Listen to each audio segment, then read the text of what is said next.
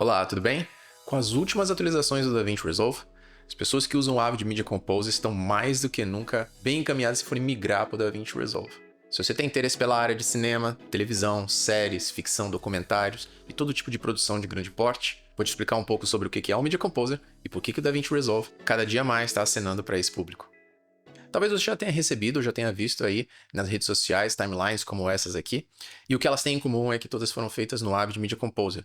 O Avid Media Composer é um software qualquer, como qualquer um, porém ele tem um legado, né? A Avid tem um legado, pois ela foi uma das principais empresas na implementação ou na transição da edição linear para a edição não linear, que é o que a gente conhece hoje em dia. Mas agora eu quero explorar com você, tanto o editor de Avid quanto o editor de DaVinci Resolve, as novas funções do DaVinci Resolve número 20.2 no que se refere à edição. Vamos lá. Então, editores de Avid Media Composer, especialmente quando eles estão trabalhando com clips como esses, assim, ó, de entrevista, que é um take só, muito longo, ao invés de tentar fazer marcas in e out por aqui, que às vezes é difícil de você encontrar exatamente o trecho que você quer, editores de Avid normalmente vão vir aqui embaixo, que tem um botãozinho que a gente chama de Toggle Source Recording Timeline.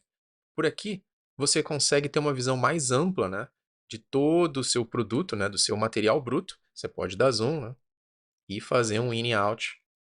Bom, então vamos ver como é que fica na versão 20 do DaVinci Resolve.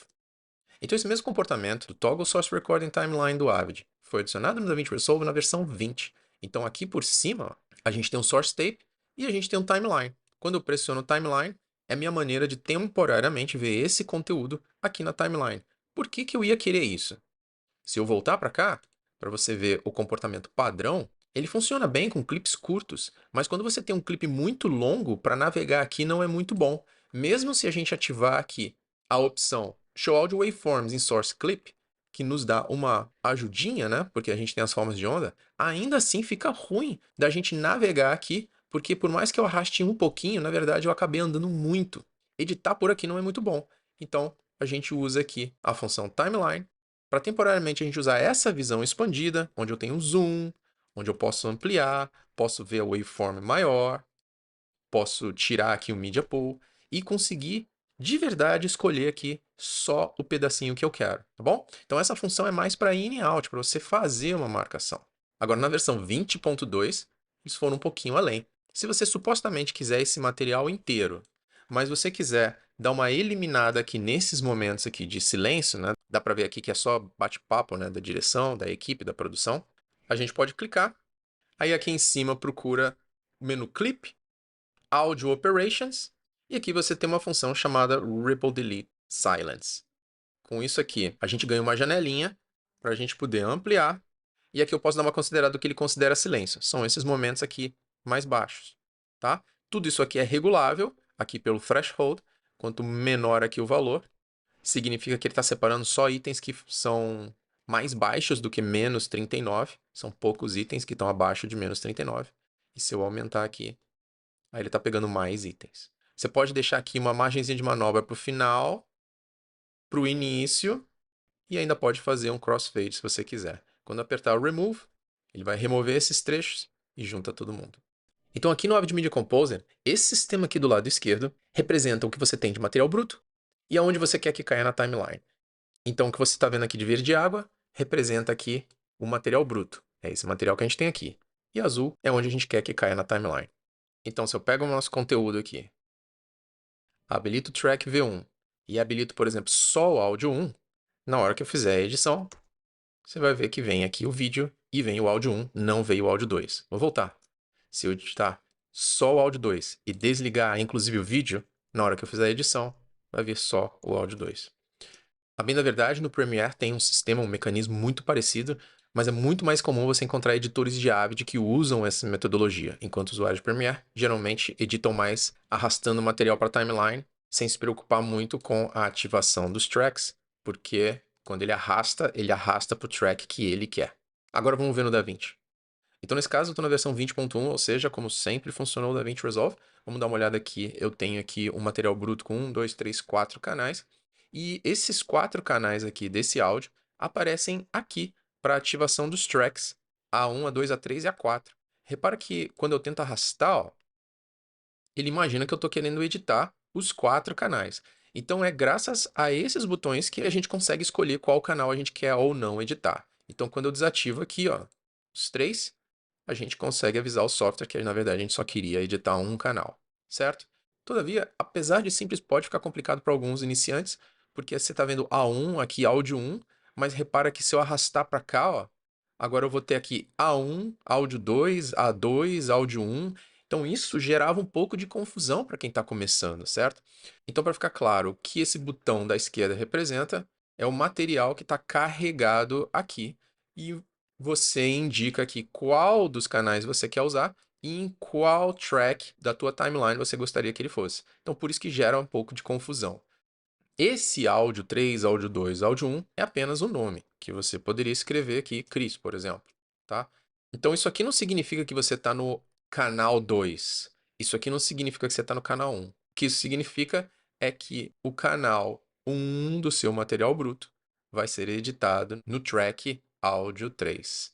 E aqui, o áudio 2 do seu material bruto vai ser editado no track que a gente chamou de Chris.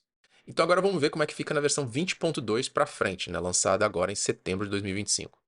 Aqui na versão 20.2, quando você for tentar carregar um clipe aqui, ó, vai ficar um pouco mais claro deste lado aqui o que você tem no material bruto.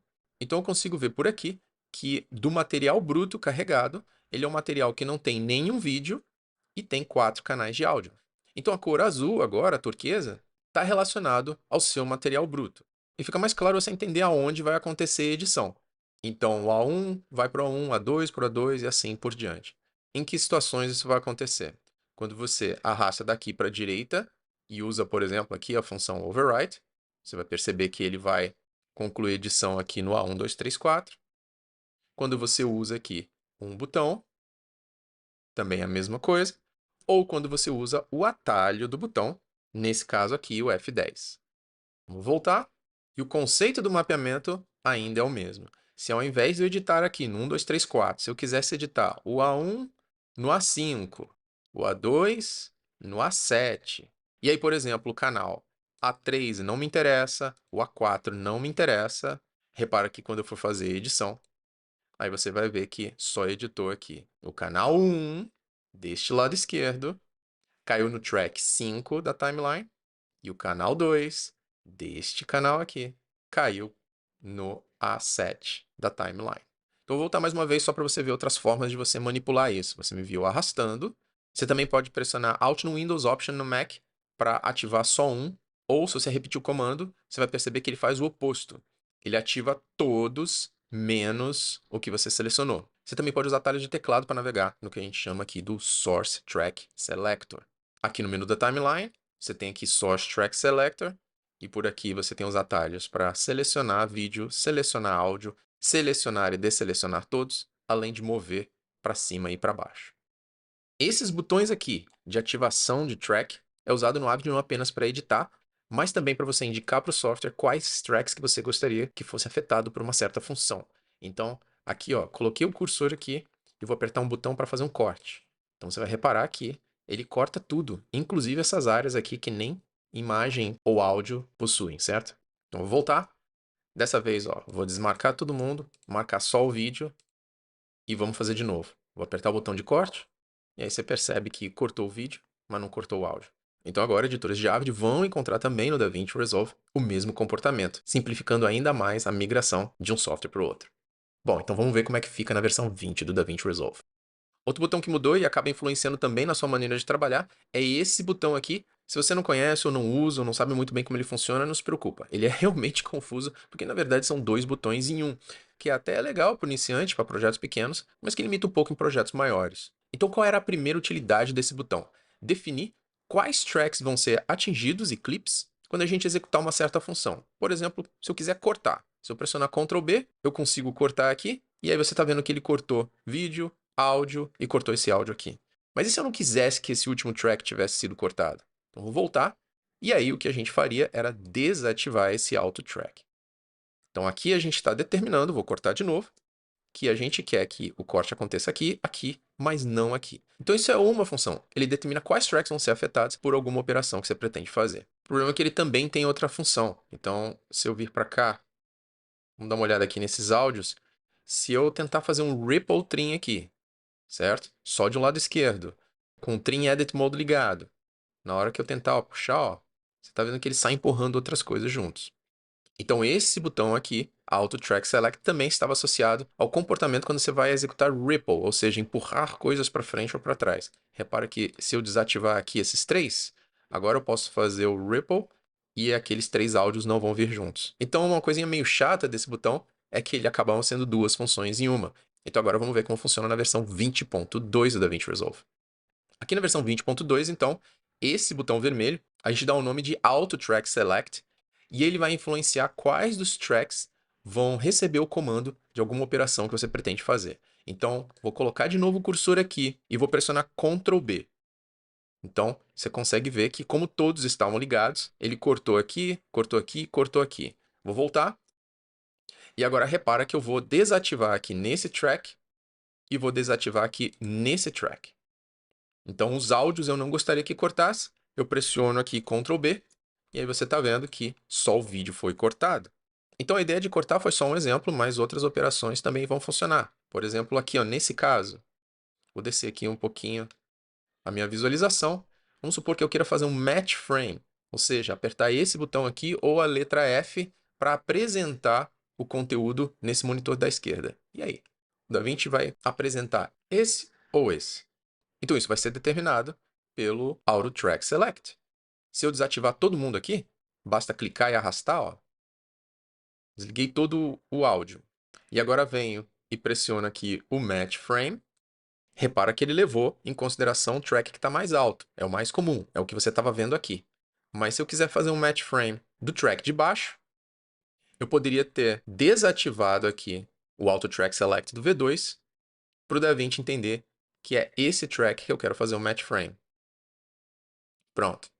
Isso vai ser muito útil, especialmente na hora que você quiser copiar e colar itens em outros tracks. Então, por exemplo, eu vou pegar esse elemento aqui, ó, Ctrl C, no Windows, Command C no Mac para copiar.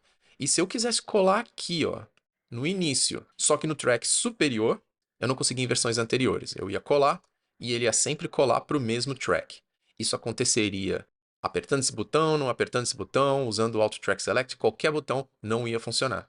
Então eu vou voltar, dessa vez eu vou selecionar de novo, só que eu vou usar aqui o Track Selector e vou apontar aqui em cima, para avisar que eu quero que cole no track superior. Então, botei aqui o cursor, pressionei e está aqui. Uma outra limitação com relação ao Auto Track Selector, quando a gente se refere ao comportamento Ripple, de puxar e empurrar coisas na timeline, era num caso como esse, onde a gente tem aqui imagens de cobertura nesse diálogo e outras imagens de cobertura nesse diálogo. Repara que se eu usar a função Ripple, ou seja, Trim Edit Mode ligado, e aí eu escolho aqui, por exemplo, estender esse aqui, na hora que eu clicar e arrastar, você vai perceber que esse clipe já não está mais no local original dessa fala. Então, se essa cena aqui foi pensada de acordo com o que o entrevistado estava falando aqui, a gente acabou de perder esse timing, né? Então, vou voltar. E agora vamos ver como é que fica na versão 20.2.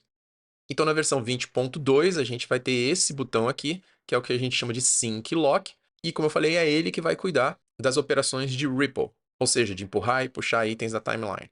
Então, perceba que se eu ativar agora o Trim Sol de um lado, ativar o Trim Edit Mode e for fazer um Ripple, na hora que eu tentar aumentar essa cena,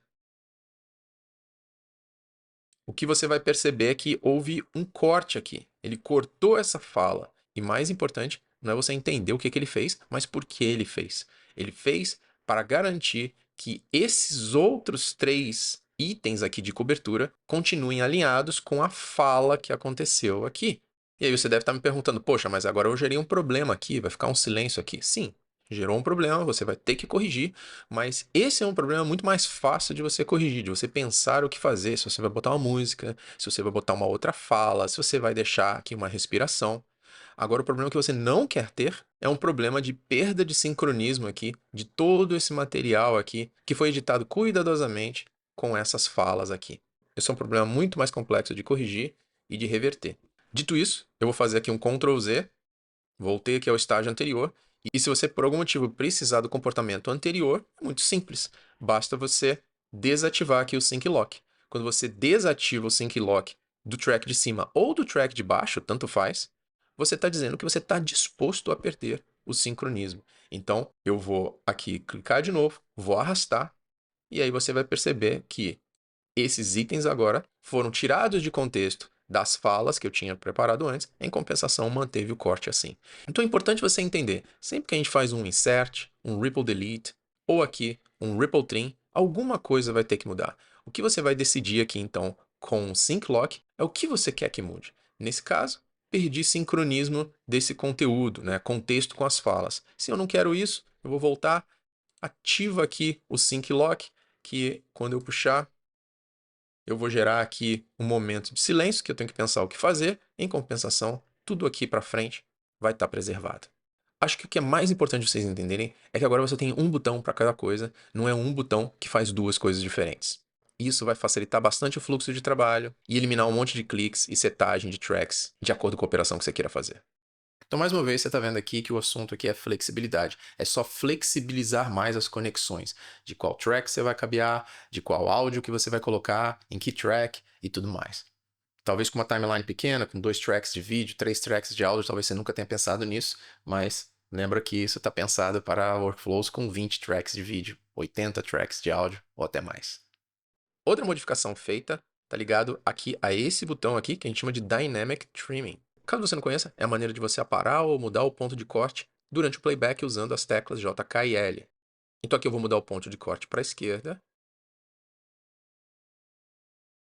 ou pressiono L para mudar para a direita. Repara que no meu monitor da direita eu consigo ver o último frame do lado esquerdo e o primeiro frame do lado direito. E esse meu monitor da esquerda fica parado, fica inútil. Então vamos ver como é que ficou na versão 20.2. Agora veja como fica na versão 20.2. Quando eu ativar aqui o Dynamic Trim, a gente tem um visual muito mais interessante. Deixa eu só dar um pouquinho mais de valor aqui a essa área de cima. E repara que a gente tem uma visão muito mais expandida, né? Em que você pode ver aqui o lado esquerdo e o lado direito, só que de forma muito mais ampla, como você também consegue ver o que você tem de mídia do lado esquerdo e aqui o que você tem de mídia do lado direito. Então, quando eu usar aqui de novo o J para ir para trás ou L para ir para frente, você está vendo ele em tempo real mudando aqui o ponto de corte aqui embaixo e você também está vendo aqui os frames que ele vai usar em cima.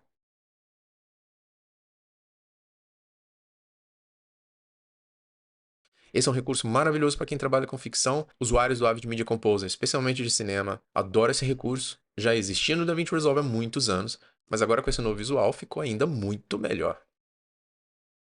Quando o assunto é metadados, produções de grande porte costumam preencher bastante informação e ainda, no caso do Avid Media Composer, tinha a opção de adicionar um campo customizado.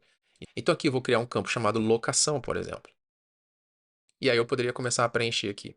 E aí, se você é editor de Avid, usava essa função, sentia falta disso no DaVinci Resolve, vou te mostrar agora onde encontrar essa funcionalidade no DaVinci Resolve 20.2.